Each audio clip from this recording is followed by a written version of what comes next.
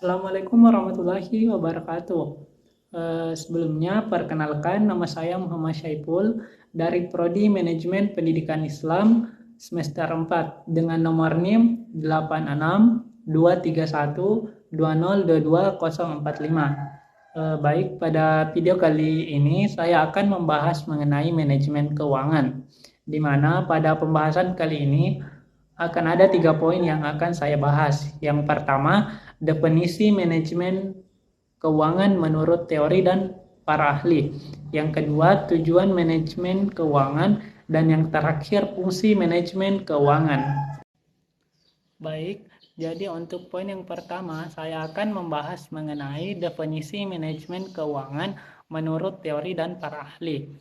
Jadi, pada dasarnya, manajemen keuangan itu merupakan bagian dari teori akuntansi atau konsep dasar akuntansi. Akan tetapi, ilmu manajemen keuangan masih sangat luas.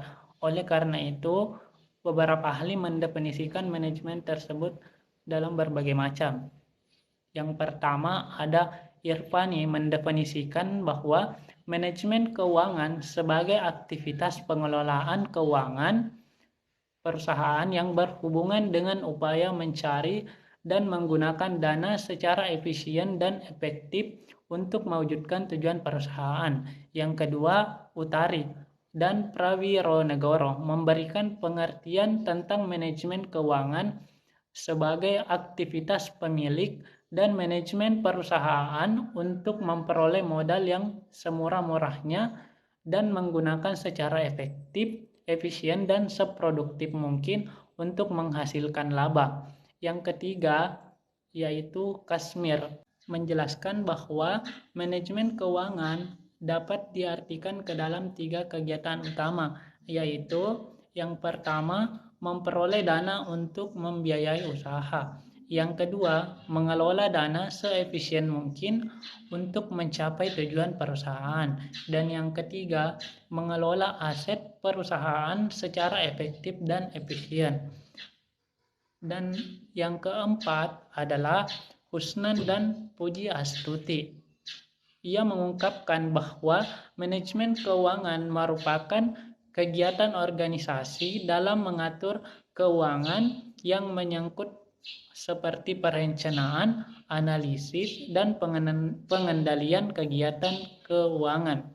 Yang kelima, yaitu Rianto. Ia mendefinisikan bahwa manajemen keuangan sebagai seluruh aktivitas usaha dalam mendapatkan pendanaan dengan biaya seminimal mungkin dengan syarat yang paling menguntungkan serta menggunakan dana tersebut seefisien mungkin. Nah, untuk poin yang kedua ada tujuan manajemen keuangan.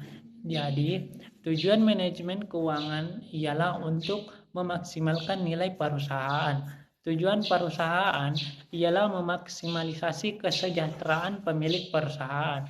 Kesejahteraan pemegang saham ditunjukkan melalui harga pasar suatu perusahaan yang dimaksudkan refleksi dari keputusan investasi, pendanaan, serta aktivasi manajemen. Kesuksesan keputusan suatu bisnis yang dinilai berdasarkan dampak yang ditimbulkan terhadap harga saham.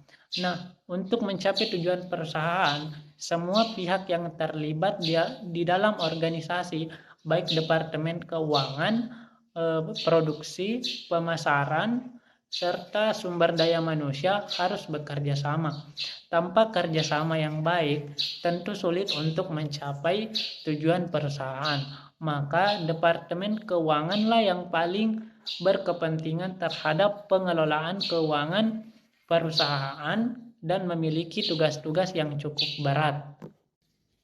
Nah, poin yang ketiga atau yang terakhir yaitu mengenai fungsi manajemen keuangan.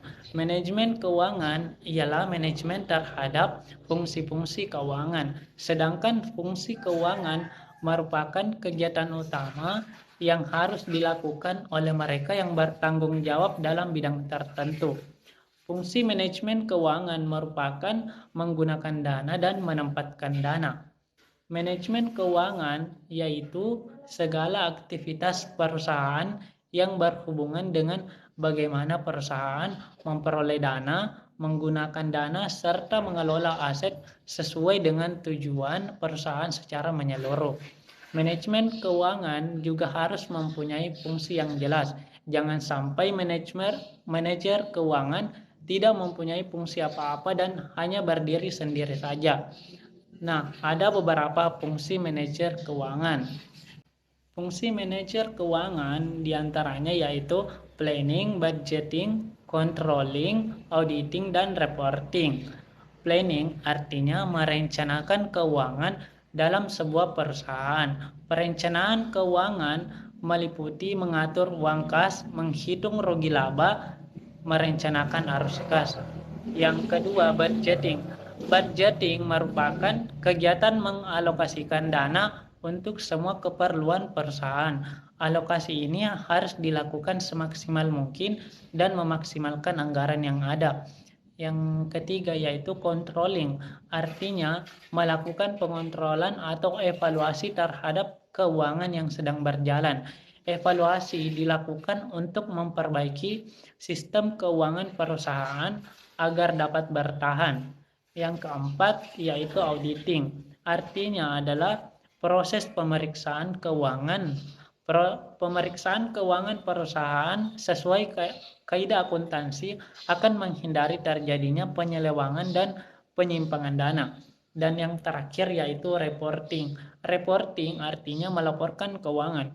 Dengan melaporkan keuangan perusahaan secara terbuka dan transparan di semua kalangan perusahaan, laporan ini akan berguna untuk memberikan informasi keadaan keuangan perusahaan.